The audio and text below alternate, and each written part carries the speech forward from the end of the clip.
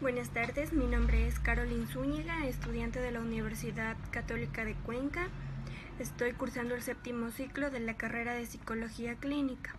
A continuación voy a tratar un tema muy importante como es el maltrato, abuso y la violencia. El maltratar es definido como tratar mal a uno con palabras o también realizándole una malobra. La palabra abusar es definida como hacer objeto de trato deshonesto a una persona de menor experiencia o fuerza. La palabra violencia tiene una definición de una acción dirigida contra personas o contra objetos, empleando ímpetu o fuerza. Las palabras maltrato y abuso implican acciones entre personas. Violencia se refiere a un acto tanto a la persona como a los objetos.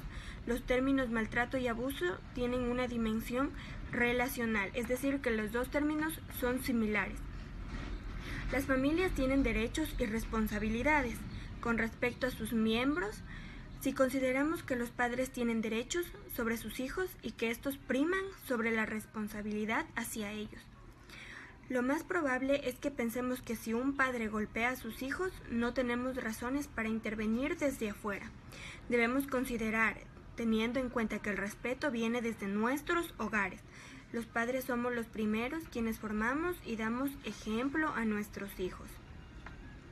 El maltrato.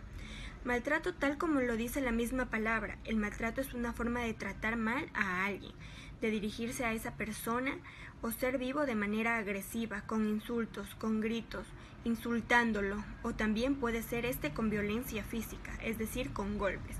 El maltrato es en todo sentido perjudicial para quien lo recibe, ya que puede suponer lesiones graves si la agresión es física y también heridas emocionales y psicológicas cuando el maltrato es verbal.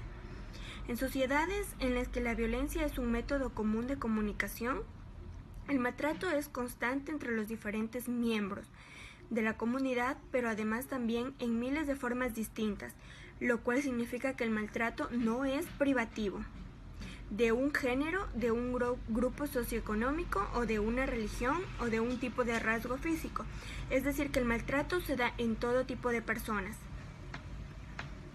Los tipos de maltrato. Existe la negligencia, que es la falta premeditada en promover cuidado y protección adecuadas hacia el niño. La negligencia física puede comprender la falta en proporcionar cuidado médico o proteger del peligro. Otra, tenemos el maltrato físico, como inflige en lesiones a un niño, golpeándolo, pateándolo o mordiéndolo. El maltrato puede causar fracturas, hemorragias internas, quemaduras y hasta envenenamientos. Otro tipo de maltrato es el abuso sexual. Es la conducta sexual entre un niño y un adulto o entre dos niños con edades diferentes o cuando se empleó la coerción. El agresor y la víctima pueden ser del mismo sexo o del sexo opuesto. Las conductas sexuales incluyen tocar los pechos, las nalgas y los genitales, con la víctima vestida o también esta desvestida. El exhibicionismo, el sexo oral y la penetración vaginal o anal por órganos sexuales u objetos. El último tipo de maltrato es el abuso emocional. Sucede cuando una persona hace que el niño sienta que es indignado, defectuoso, no querido o no deseado. Lo hacen de cualquiera u otra manera, lo hacen sentir mal. Los indicadores para medir la gravedad del maltrato. Tenemos como primero la edad del niño. A menor edad, mayor es la gravedad del caso. Si el niño es un lactante o en preescolar, es ahí donde está más encaminada la situación en peligro, ya que se encuentra en una situación de máxima vulnerabilidad frente a cualquier situación relacional desfavorable. Otro indicador es la vulnerabilidad del niño. Los niños con limitaciones físicas o intelectuales están en inferioridad de condiciones frente a un adulto agresor. No pueden defenderse o no son capaces de hacerlo. Es decir, cuando a un niño le hacen bullying, ¿él qué hace? Él tiene temor o indignación al enfrentar esta situación con sus padres, con sus maestros o con cualquier persona. Otro indicador es el ocultamiento de la situación abusiva. El niño está impedido de relatar lo que le ocurre por amenazas o por temor a perder algún privilegio o favor. Calla por miedo a que le pase algo malo a él o también como a su familia. El secreto facilita la posición del agresor de no reconocer la situación abusiva. Si el niño habla, el adulto puede negar, minimizar, descalificar la situación o desviar la atención, es decir, no tomarlo en cuenta al niño. La ausencia de una figura protectora. Con frecuencia la figura que podría proteger al niño es a su vez una persona maltratada y sojuzgada, incapaz de defenderlo. Otras veces está silenciada por temor a perder a su familia, su hogar y hasta sus hijos. En otras ocasiones están tan abocada a solucionar los problemas que no es capaz de mirar lo que ocurre a sus niños. El último indicador que tenemos es la patología del agresor. Es un pequeño porcentaje de las personas que maltratan han sido diagnosticadas como enfermas psiquiátricas. La existencia de abuso de alcohol y sustancias agradables está dentro de esta patología, como los alcohólicos, los drogadictos o los que consumen alguna otra sustancia ilícita. ¿Cómo se abordan los casos del maltrato? En primer lugar, están los casos de sospecha de maltrato. En estos la situación no está totalmente clara. Alguien, sea de la familia o de la red profesional que rodea al niño, comienza a sospechar que algo ocurre. Pueden estar frente a indicadores directos o también indirectos, que son los que alertan en estos casos. Aquí la acción es emprender la investigación para manifestar y para dar a largo de este caso. En segundo lugar, podemos estar frente a un caso en el que el maltrato ha sido confirmado. La acción a emprender entonces es judicial o terapéutica. ¿Cómo se trabaja en los casos de sospecha de maltrato? Hay que ponerse en contacto con los otros profesionales relacionados con el niño, en el consultorio, en el servicio social, en la escuela o en el jardín de infantes.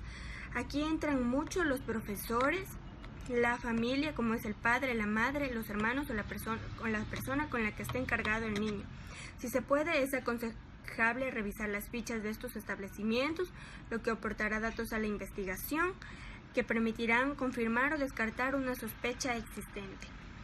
En los casos de sospecha es importante actuar rápido, de inmediato, para no alertar a las personas involucradas que podrían silenciar al niño y para no prolongar una situación abusiva, extremadamente peligrosa. En los niños pequeños el riesgo puede ser vital. Elementos que alertan un posible maltrato o abuso. Existen indicadores directos e indirectos. Los indicadores directos son aquellos que nos orientan claramente hacia la existencia de una situación, es decir, que ahí está pasando el problema de agresión o también de maltrato o también de abuso. Admiten un escaso margen de dudas, pero los indicadores indirectos sí ofrecen dudas. Por lo general hay un conjunto de elementos que hace surgir la sospecha en el observador y al mismo tiempo temer que frente a una pregunta que sugiera maltrato, este sea negado. Es decir, que se le hace una pregunta al niño y el niño niega todo de lo que le está pasando. Abordaje terapéutico en caso de maltrato a menores. Se revisa la estructura familiar, los límites y su permeabilidad dentro y fuera del sistema, los roles de cada una de las personas involucradas, las reglas implícitas y explícitas del grupo familiar.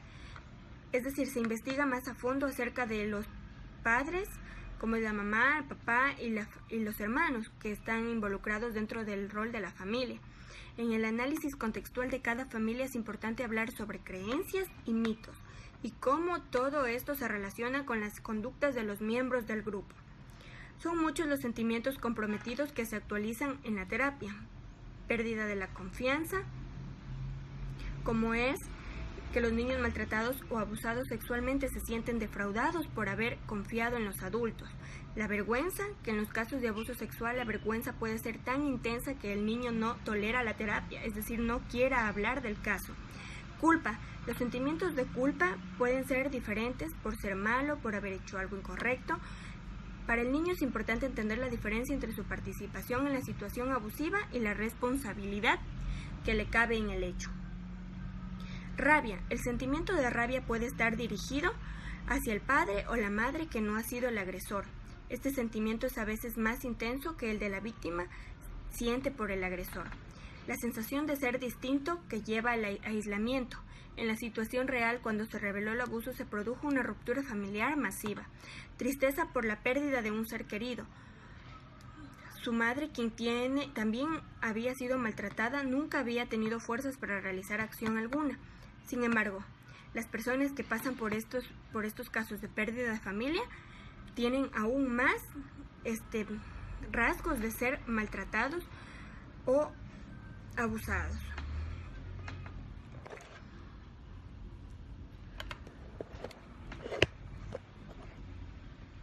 A continuación voy a seguir con el trabajo terapéutico con el agresor. Este también es un tema que está dentro de lo que es el abuso o maltrato hacia niños. La terapia tiene dos etapas diferentes, la de confrontación y la de rehabilitación. La etapa de confrontación incluye el reconocimiento de lo ocurrido, el hecho del grado de abuso y de la responsabilidad por el daño que causó la víctima. La etapa de rehabilitación se enfrenta explorando la historia personal del agresor y luego la historia de la relación con la víctima hasta llegar a reconocer las situaciones conducentes a repetir el abuso. La terapia con el resto de los miembros de la familia. Por lo general se criticó mucho y puesto en duda el rol del padre o de la madre que desconoce la situación de abuso o maltrato que sufre uno de los niños. En otras ocasiones, el progenitor no agresor puede ser cómplice activo o también pasivo. Este grupo corresponde a los padres o madres que son a su vez víctimas de maltrato. Se confronta la falla en la protección, se explora la situación de víctima secundaria del progenitor no agresor. Muchas gracias.